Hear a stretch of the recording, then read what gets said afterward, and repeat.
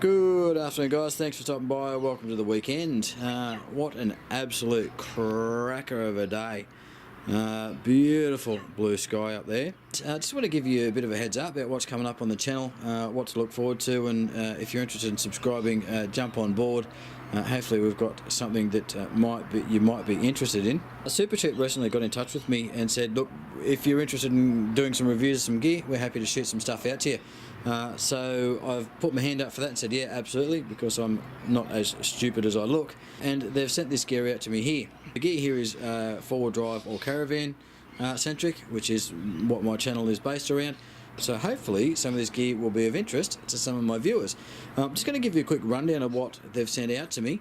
And if you've got any questions or anything you want to know about the products specifically, shoot me a message, and while I'm in the process of using it and testing it, maybe I can answer those questions for you. So we're just going to jump in here and have a quick look at what we've got. I think the thing that I'm most interested in is this. This is the Ryder DC-DC 20 amp battery charger. Now these are retailing, I think it's around about the $160 mark. As you know from my build in the back of the Pajero, if you've been following the channel, I've actually got the 25 amp projector DC-DC charger that's doing the spare battery in the back of the Pajero. But I don't have a DC-DC charger in the caravan. This is where this puppy is going to come in. Just to give you a quick look at this, and we will just zip through all of these products really quickly. This is a really simplified version of a DC-DC charger. And if you just have a look there, you'll see those terminals on the end. There are literally just three terminals. You've got an input, which is going to come from your charger. There's an output, which is going to go to your battery. And then obviously there's the common ground that they use there, which is very interesting, really simplistic. We're going to set this up, put this in the caravan in the next few weeks, and obviously there'll be an install video there. We'll do some testing and we'll see how that performed in the van. These are some canvas seat covers. Now if you're wondering why I'd be interested in canvas seat covers, you obviously know that my little co-pilot there, Titan, travels around with me everywhere. We go camping and the like, and Titan likes himself a bit of mud. So we're going to be setting up these seat covers onto the Pajero, and hopefully they're going to protect the seats from the mud and the dirt and the dust that he brings into the car with him. And obviously we'll get a bit better of a look once we've got those on in the car. I'm also planning on doing a quick liquid test with those. They don't suggest that they are waterproof, but certainly some of the feedback on the website seems to suggest they are. So we'll stick those on and we'll tip a bit of water or something on, and we'll see how well they protect the seats. But these are going to be great for keeping the dog hair off my seats and so on, and to keep the vehicle a little bit cleaner. Over the back you're going to see some Ryder recovery tracks. These are similar to, I guess, to your Max tracks and all that sort of stuff. These ones are about a 950 length, and I'm interested in getting over to the beach, hopefully in the near future, and testing these out against the old Aldi versions of these that I've got. I don't have any friends with the specific Max tracks, so I don't think I can test them against those, but we'll get these over to the beach.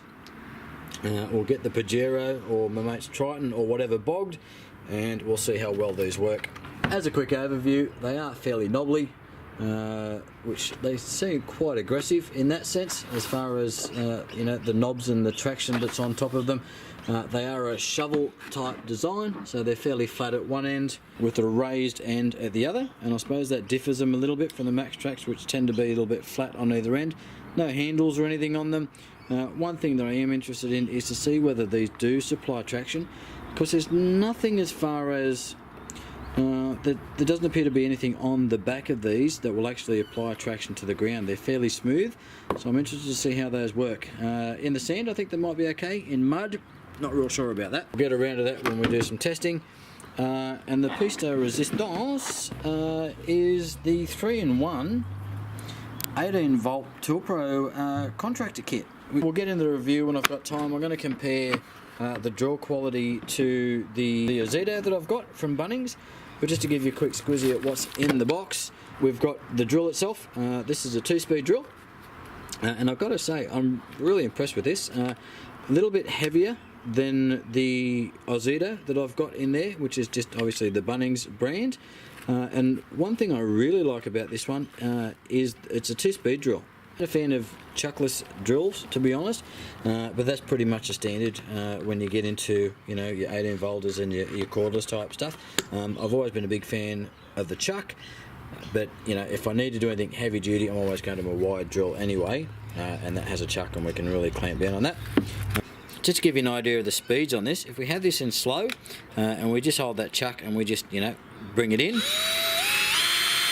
full speed, and there you go. Put it into high speed, watch how quickly this bugger goes. So that is super quick. I was really impressed with that high speed. So certainly this might be a little bit handier, you know, if I've got to drill steel or something and I need a little bit of high speed. So really keen to get this in a test and have a go at this. Also in the box is our 18 volt impact driver. So this is going to be super handy, I think, for doing some additional building for the box for the back of the Pajero. I haven't finished that project there yet, so the camper build is still in progress.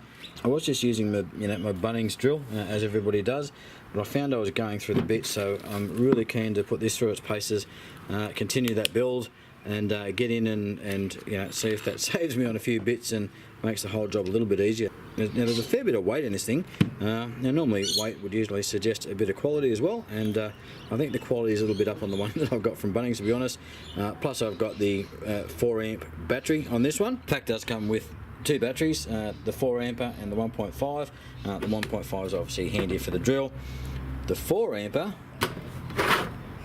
for the impact driver, and this puppy here. So it comes with an angle grinder as well. Keep in mind, all 18 volts, so plenty of power there. Haven't had a chance to put this through its paces yet, but obviously when I do, you'll be coming along for the ride. If you want to check this out and see some of the other stuff that I've got coming up, stick around. Plus, I've dropped the Icom 7100 into the car, so that is paired up with the Ameritron 102 screwdriver controller. Now, screwdriver controller, you're saying? Why a screwdriver controller? The ATAS that you have doesn't need one. Yeah, okay, that's because I've moved the ATAS out of the car, and on the back now, with the review to come, is this. Now this is the Tarheel 200A HP. HP doesn't mean too much to me here, but because that's 1.5 kilowatts, I'll only be putting 100 watts through this, so that'll handle that no problems. But I've got an install video coming up where I'll show you how I've mounted that onto the car and setting it up and doing a little bit of tuning. As you can see from the wires, that's not a permanent install, still in testing. And once we get that set up and done, there'll be some more videos that come on that for the guys that follow me for amateur radio stuff. So last but not least, now this didn't come from Supercheap, this one came from GME. So I've been in touch with GME, asked if I could borrow one of their radios to put through its paces, and this is a new XRS 330 CP.